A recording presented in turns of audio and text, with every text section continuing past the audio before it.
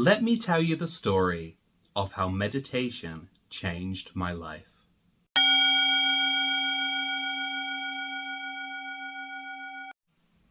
When I was a teenager and into my early 20s, my mental health was a mess. I was the most emotional man of all time, I'm pretty sure. Probably still am.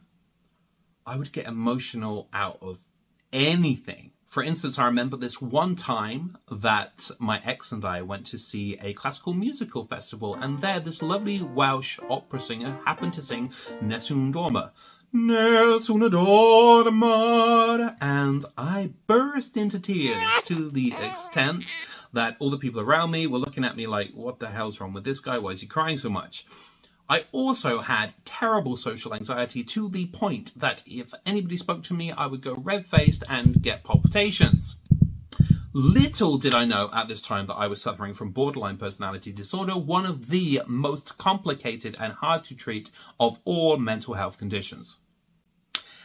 It wouldn't be for 10 years until I received my formal diagnosis of BPD, and because of that, I spent an awful long time trying to find ways to manage my mental health with this undiagnosed condition. Like most people with serious mental health conditions, my life was dominated by my BPD, and I searched high and wide for a solution. Searched everywhere from my doctor's office to the therapist to all sorts of self-help books. And then I came across meditation. Meditation was different because it was just about being, just about observing. It was so simple. And I started meditating just by observing my breath, as many people do. Just your basic anapanasati, mindful breathing meditation. That was how I started getting into meditation. And what I remember most about meditation at that time was that it was just a reprieve. It was a way to just stop all the emotional noise in my mind and just breathe and be for a few minutes. It was an escape, and it gave me peace. And that was how I started getting into meditation. I didn't know that there were many different meditation techniques with unique benefits. And so when I started getting into meditation, all I did was mindful breathing. It wasn't until I visited this quaint little bookstore and happened upon the work of Lama Surya Das, Awakening the Buddha Within, a wonderful book in which he chronicles his journeys to Tibet to meet the Dalai Lama. When I read Awakening the Buddha Within, it was the first time that I realized that there are in fact different forms of meditation, such as Vipassana, Anapanasati, Metta, and so on. And as soon as I realized that meditation wasn't just mindful breathing and that there were all these different techniques, it was one of the most inspiring and exciting times of my spiritual life. I dug into all different books. I learned all different techniques. I studied everything that I could about meditation, and I used myself as this sort of self-help crash test dummy. I tried different meditation techniques, not knowing what effect they might have, and then I'd note the benefits, and I would note any side effects that they might have. Through this, I actually launched my blog, thedailymeditation.com, which is all about all the different meditation techniques. And it's here that I really came across the secret to changing your life with meditation.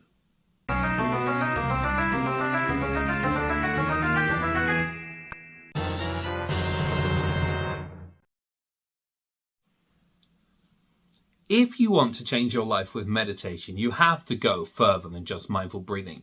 You have to realize that meditation is this whole smorgasbord of different techniques. Things like Merkaba, Kundalini, Chakra Dhyana, Anapanasati, Vipassana, Somatic, and so on. A whole smorgasbord. And each of those techniques has different benefits.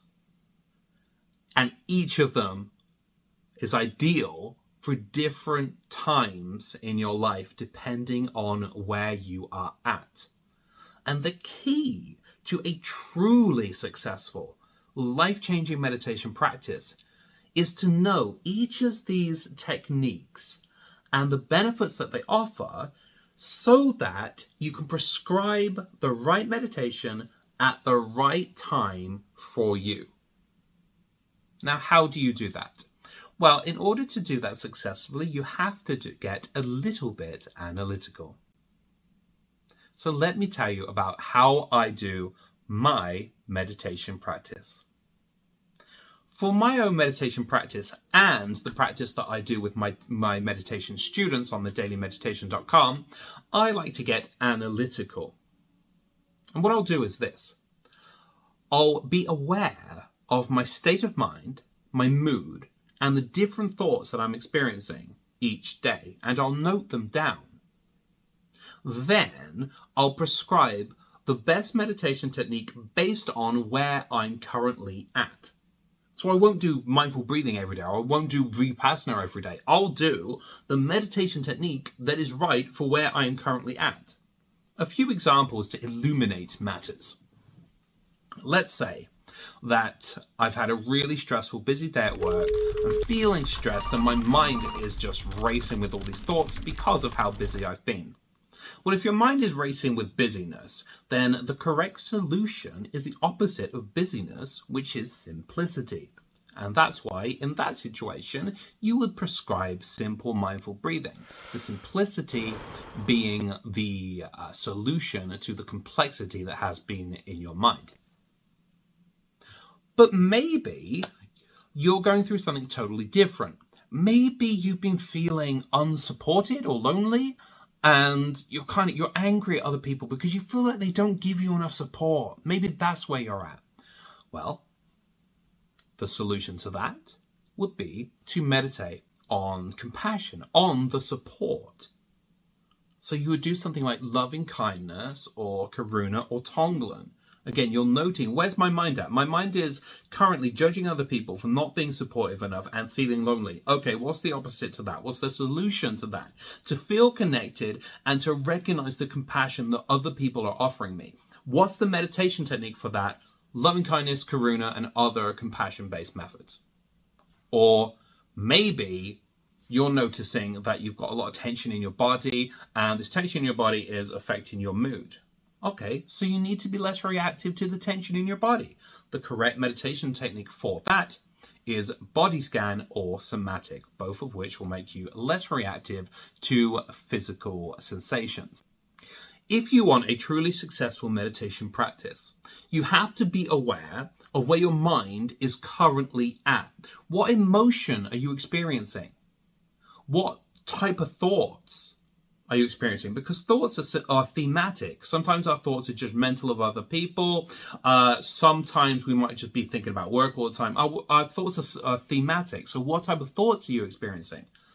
So you're noticing your mood, you're noticing your thoughts, and then prescribe the meditation technique that is most effectively going to counter whatever problems are going on in your mind. If you do that, each day, you'll be continually developing your mental health and your mental wellness. You'll go so far from just mindful breathing. You'll get to explore the full gamut of meditation and you'll gain a deeper appreciation for meditation. But most importantly, you will change your life and you will hit peak mental wellness. And that is how you change your life with meditation.